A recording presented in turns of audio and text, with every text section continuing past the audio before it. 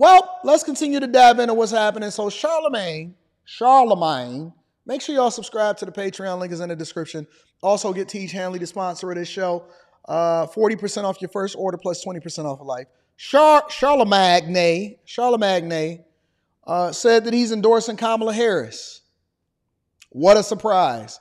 Let's dig into it. Let's spend 10, 15 minutes on this real quick to see what he said. I have not seen it. I wanted to save it for you guys in order to have a conversation with y'all. Let's get into it. Joining us now, Angela Rye. She's the host of Native Land podcast. Also with us, Charlamagne the God, a co-host of the popular iHeartRadio show, The Breakfast Club.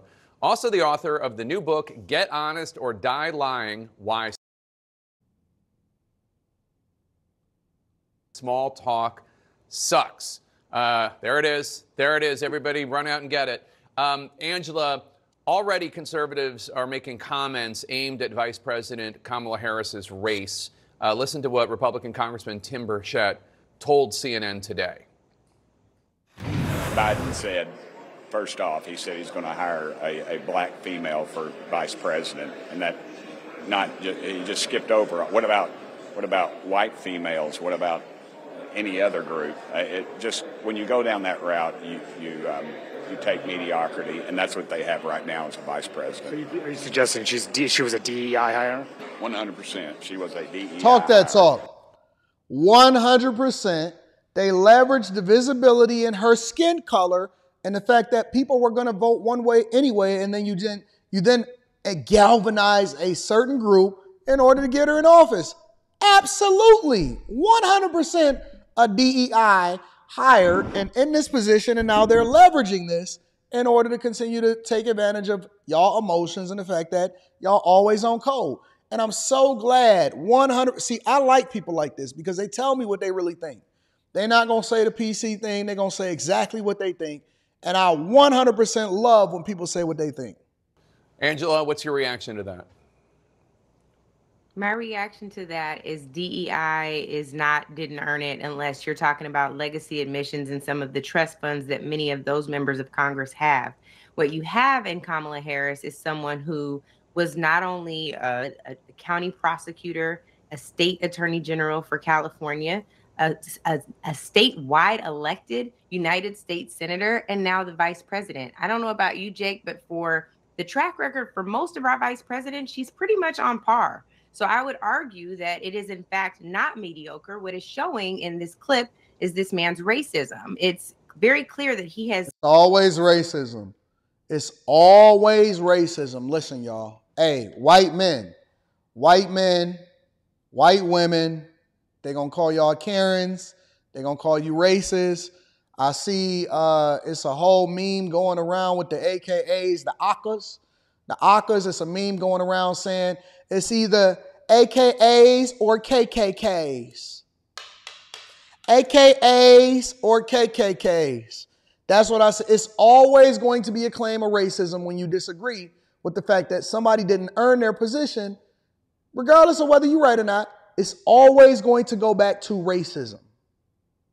It's racist for you to disagree with the fact that this person earned this position when there's other people more qualified to be there. It's racist. Compared blackness with mediocrity when many of our folks in our community know that we have to be twice as good and 3 times as qualified. And that is what you have in Kamala Harris. Charlamagne, what's your response when you hear white Republican congressman referring to Vice President Harris as a DEI hire? I would say MAGA has a lot of DEI hires too. You know, conservatives have a lot of DEI hires, but DEI stands for delusion, entitlement, and idiocracy. Because they're delusional because they think Donald Trump is their savior. They're entitled because they're a bunch of privileged white men who want everybody else to stay in their place. And the idiocracy comes into play because that's the movie the RNC convention reminded me of the other night. Classic film by Mike Judge. You previously, Charlamagne, you previously called both Joe Biden and Donald Trump trash candidates, and you said you would vote in this election, but you would not endorse Biden. Now that he's out, do you think you might endorse Vice President Kamala Harris should she get the nomination?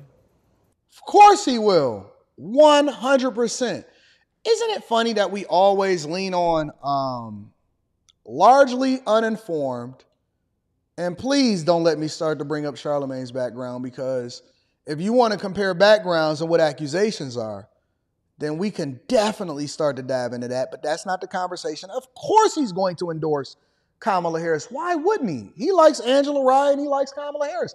He's a part of the go along, get along gang. Yeah, absolutely. You know, and then you want to say, like he didn't know what, that he was, yeah, absolutely. You know, I absolutely would endorse Vice President Kamala Harris. You know, I supported Kamala Harris in 2020 when she ran for president. You know, I was out there on the campaign trail with her. You know, she was the only reason that I voted for the Biden-Harris ticket to begin with. And, you know, we have our, you know, disagreements on air and off air. But I think that, you know, she is the perfect person, you know, to be in to fight in these unprecedented times right now. So, Angela, I would absolutely support her. Angela, what do you make of Donald Trump saying that he is building support among black voters? I don't. I make the same thing out of it that exists. It's absolutely nothing. It's a nothing burger. Donald Trump does not have a tremendous track record with black people. I think many of us can see through the lies, the parallels that he's trying to make with his, entanglements with the system are not real. There are black folks who are struggling to make and pay legal bills every day, struggling to figure out how they're going to raise bail money. Meanwhile, in Georgia, Governor Kemp signed a bill into law that would prevent organizations that help people make bail. He prevented that. That is Donald Trump's, someone who's just like Donald Trump. It's Donald. Whoa. Hey, the reach is Stretch Armstrong long right now. She said that is somebody that is just like Donald Trump.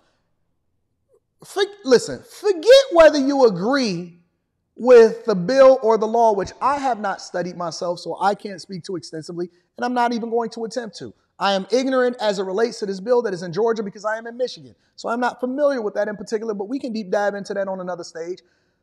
Stretch Armstrong along. What does that have to do with Trump? How is that relevant? Do y'all see the reaching?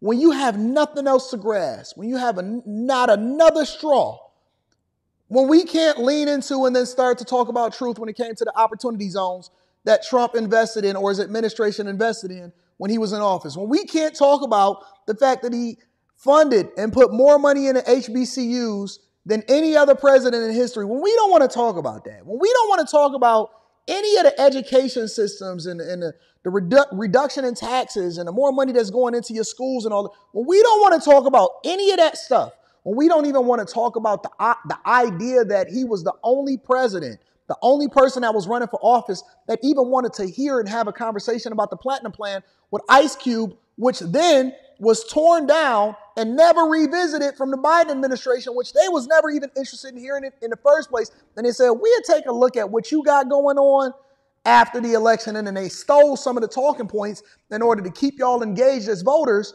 When we start to really break this down, Stretch Armstrong long to say, oh my God, he's just like Trump, but it has nothing to do with Trump. They start to reach. When you can't reach, when you can't really reach and then touch me, you teach. You teach. When people start to say wild stuff, you then refute it and you teach. And I think that one of the wildest things that we've always said is, hey, listen, you above it, don't even address it. Nah, we addressing everything today. We getting to it. Trump's legacy. Make sure y'all hitting a like for the algorithm. The likes is very low. The likes, for the amount of people, for all of the thousands of people that's watching this live, the likes is too low, knowing that we cook here on the Millionaire Morning Show on a regular basis. States. When you look at what Project 2025 is all about, we know that Another lie. Those policies will hit us harder than anywhere else. I'm disappointed in this woman. I thought she was educated. I thought that she was smart. I thought that she would be able to lean on more than just rumors, propaganda, fake news, and lies when it comes to this whole thing. Project 2025 is not endorsed by Trump, has never been supported by Trump. They've literally said when they heard about it, they completely distanced themselves from it. It has nothing to do with the Trump campaign at all, whatsoever. But when they start to reach, Stretch Armstrong arms, they reach, you teach.